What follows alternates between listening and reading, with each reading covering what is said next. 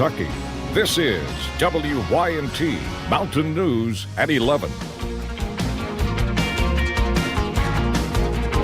Good evening, I'm Connor James. 2.5 months ago, a devastating fire in Harlan County claimed 3 lives. 2 twin toddlers, Alex and Olivia Howard, were killed in the blaze. Their mother, Allison Howard, died days later as a result of the burns. At their gravesite today, a memorial was unveiled for the 3. I met with Allison's parents, who say this would not have been possible without help from the community. The grieving process is a road only we can walk. We miss him. We just miss him. Vicki Blakely and her husband Randy lost their daughter Allison Howard and her 3-year-old twins Alex and Olivia back in April. Today they are putting the finishing touches on this new memorial that now sits on their grave. You know, they shouldn't be here, but they are. They're in heaven, but at least it memorializes them.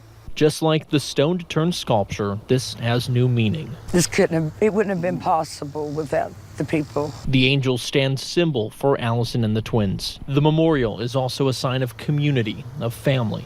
It's sad, but we feel blessed that we've got people that think enough of us to help and do stuff like this. The funeral and memorial altogether totaled more than $10,000. A tab picked up by people near and far. Vicki's family did not have to pay 1 cent.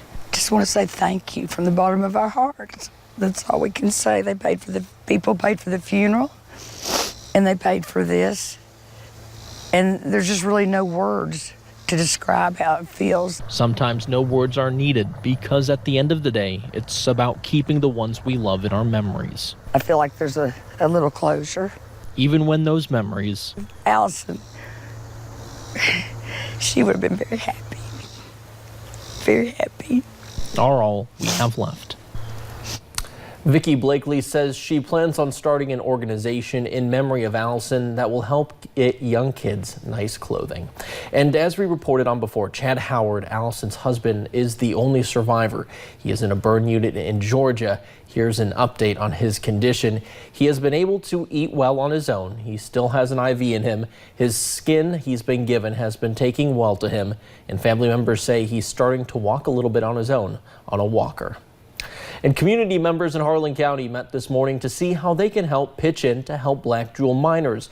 Local businesses, nonprofits, and organizations joined together to list out what they can contribute to help meet immediate needs. Miners listed in a meeting on Monday. It's a shame that this type of situation is going on, but that's what we're here for. You drop what you're doing and you help these people. Harlan County Judge Executive Dan Mosley says if you want to make any kind of monetary donation, to make the checks payable to With Love from Harlan or the Harlan County Community Action Agency. And the Harlan County Community Action Agency is one of the many organizations stepping in to help those miners get back on their feet. Staff at the Harlan County CAA say their main focus right now is helping enroll miners coming in from Black Jewel in unemployment. The agency is also offering services for water and electrical utility assistance for those households. Staff say with many churches helping out as well, they are now helping miners get in touch with faith-based organizations as well. Anyone out there that just needs assistance, that's been involved in this terrible situation, we're here and we'll do everything that we can to help you. Employees are required to bring an ID and the last check stub they were paid before the one that bounced.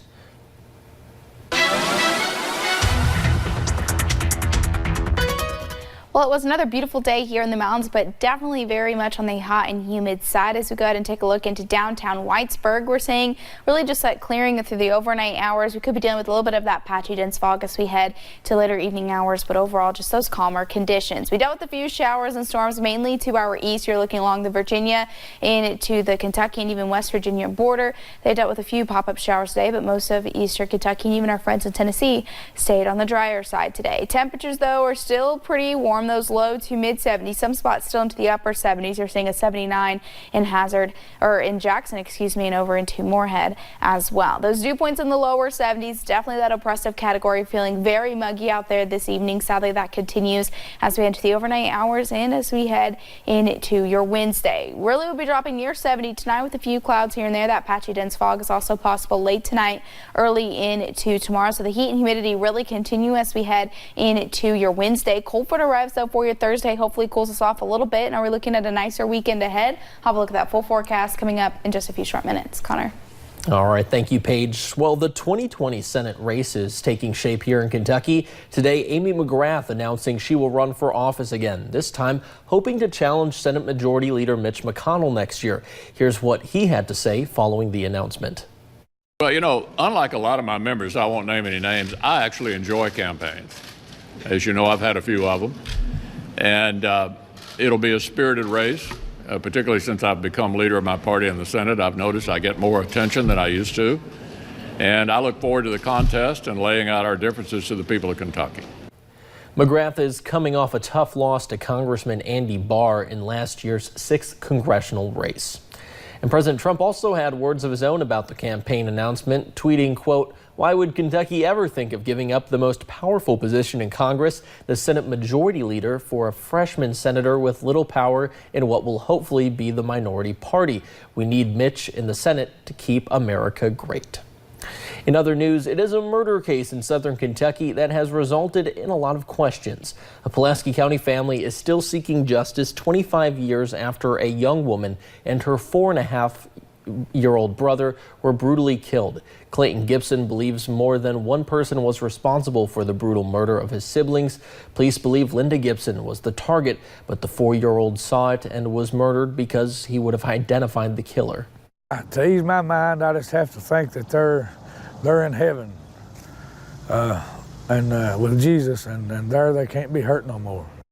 Even after 25 years, Gibson believes the murders could be solved with something as simple as a phone call from just the right person.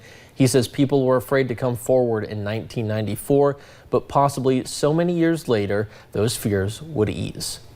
And people are relieved tonight in Johnson County after 2 missing kids were found safe. Around 1:30 today, police received a call that a 17-year-old boy with special needs and his young 3-year-old cousin had taken off on an ATV across the Lawrence County line. Now, thankfully, both children were found safe near the Sandy Hook area. And 3 men are still on the run after escaping from a regional jail Monday night. Officials say Kenneth Spurlock, James Reed, and Stephen Smith, and one other man who was caught, broke out of the Kentucky River Regional Jail after they got a hold of a pair of dropped keys. While this was a staff error, officials want everyone to know it won't happen again, and they will catch the men who are still unaccounted for. This is staff error. I apologize to our community for any kind of confusion or any worries that they may have, but we will locate these gentlemen. We will put them back behind bars. Officials say the men are not dangerous, but ask that you call police and do not approach them. And several cars broken into in Paintsville, and the people living there want answers. WYMT's Emily Bennett is in our newsroom with the latest. Emily? Connor, Paintsville police told us 4 cars were broken into this week. Most have been in the 4th and 5th Street area. Police are recovering surveillance footage. They also have a suspect in mind. A peaceful neighborhood. It's very quiet, as you can tell. You don't ever hear anything, so we notice when something's amiss. And they have noticed, which caused anxiety after several cars were broken into. 2 of them are within, just directly behind us on the next street up. Police say it is not contained to just one area. We've had several. We've actually had some that's not in that area that had the same MO on other streets also. Items like laptops, wallets, purses, and sports equipment have been taken. The surveillance footage from a neighbor shows suspects looking into a car, but not breaking in. Police are relying on neighbors. We've got good neighborhood watch that keeps an eye out for us. Steve Belcher being one of them. We've kind of adjusted the route that we walk, just so we can check out, make sure the neighbors are okay. Belcher makes sure to take all the precautions. We also have a lot of lights where we just renovated, and the house is very lit up all the way around at night. I leave everything on. Our neighbors leave their porch lights on.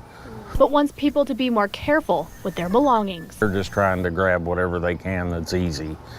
And if people wouldn't make stuff so easy to get, they probably wouldn't break into cars as much. Hood can go back to peace and quiet.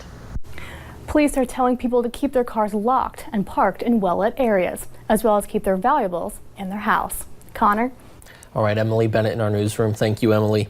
The Federal Aviation awarded a $1.85 million competitive grant to the London Corbin Airport to rehabilitate the runway on Meiji Field. The grant will rehabilitate nearly 6,000 feet of runway pavement that has deteriorated.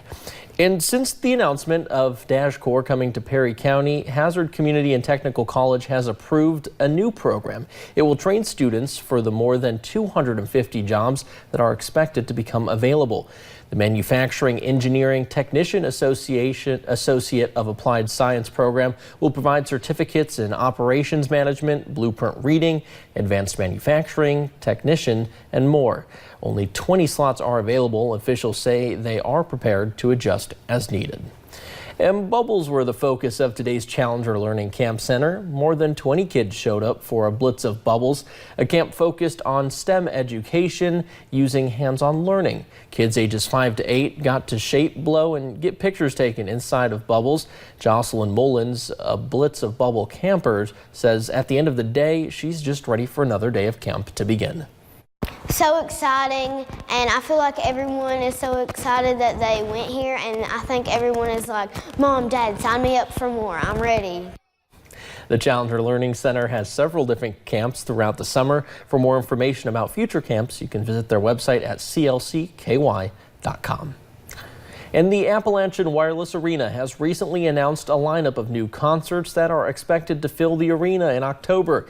The arena is working to bring more entertainment to the region. They are trying to bring different types of performers to offer something for everyone. More shows are expected to be announced soon. Well, coming up at 11, this weekend's earthquakes left many Californians shaken, what those who live right next to the epicenter are saying. And another hot and humid day as we head into your Wednesday with the cold front on Thursday. We'll break down the full forecast coming up.